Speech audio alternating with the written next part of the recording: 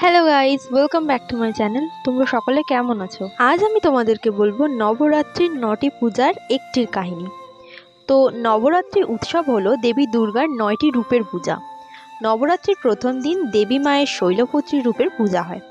এই কথা প্রসঙ্গে দেবী মায়ের পূর্ব জন্মেরও বিবরণ আছে কিছুটা। তখন তিনি প্রজাপতি দক্ষের ঘরে সতী হয়ে জন্মেছিলেন। প্রজাপতি দক্ষ ঘোর শিববিরোধী ছিলেন। দেবী সতী ও মহাদেবের বিবাহ সম্পন্ন হয় দীর্ঘ বাধা বিপত্তি পেরিয়ে। এর বেশ কিছুদিন পর প্রজাপতি দক্ষ একটি যজ্ঞের আয়োজন করেন। সেখানে তিনি সমস্ত দেব দেবী সকলকে নিমন্ত্রণ করেন, এমনকি ব্রহ্মা বিষ্ণুকেও নিমন্ত্রণ পাঠান। শুধুমাত্র দেবাদিদেব মহাদেবকে তিনি কোনো নিমন্ত্রণ পাঠান না। দেবী সতীর কানে এই কথা গেল যে তার পিতা এক মহাযজ্ঞের আয়োজন করেছেন এবং সেখানে সব দেবী দেবতারা নিমন্ত্রিত, শুধুমাত্র মহাদেব ছাড়া। এতে দেবী খুব দুঃখ পেলেন, কিন্তু তিনি ভাবলেন যে পিতার বাড়িতে তো তার পুত্রী যেতেই পারে, অর্থাৎ যজ্ঞের অনুষ্ঠানে তিনি যেতে চান।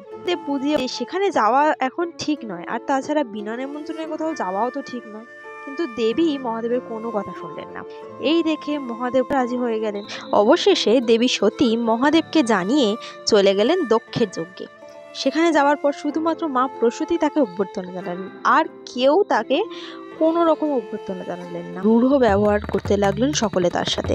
আর প্রজাপতি দক্ষ খুব অপমান করলেন দেবী সতীকে। মহাদেবের নামে তারা খারাপ মন্তব্য করতে লাগলেন, যা শোনার পর দেবী সতী রাগে দুঃখে ভেঙে পড়লেন। তিনি বুঝতে পারলেন যে মহাদেবের কথা না শুনে তিনি একদম ঠিক করেননি।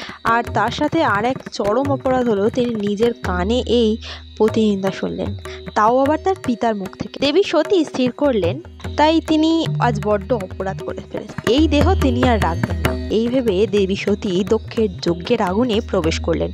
কিন্তু যজ্ঞের আগুনে তথা অগ্নিতে ভীত হয়ে বললেন, হে মাতা, আপনার স্ত্রী অঙ্গ আমার আগুনে জ্বালানোর ক্ষমতা নেই, আমায় ক্ষমা করবেন। তখন দেবী সতী মহাদেবকে স্মরণ করতে করতে নিজের যোগাগ্নিতে ত্যাগ করলেন। ওদিকে মহাদেব খবর পেলেন, সঙ্গে সঙ্গে দক্ষের এই দম্ভের যজ্ঞ বিধ্বংস করলেন।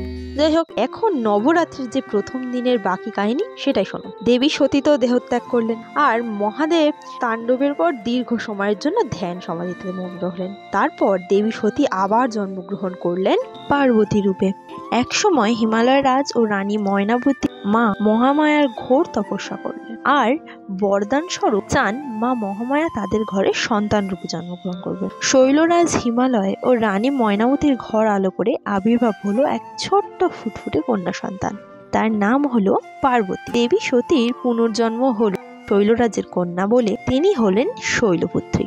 দেবী শৈলপুত্রীর বাহন বৃষ, তাই তার আরেক নাম বৃষারোহা। দেবীর ডান হাতে ত্রিশূল ও বাম হাতে পদ্মফুল সুশোভিত। নবরাত্রি উৎসবের প্রথম দিন তথা মহালয়ার পরের দিন আশ্বিন শুক্লা প্রতিপদ তিথিতে দেবী মায়ের শৈলপুত্রী রূপে পূজা করা হয়। ওম দেবী শৈলপুত্রায় নমঃ।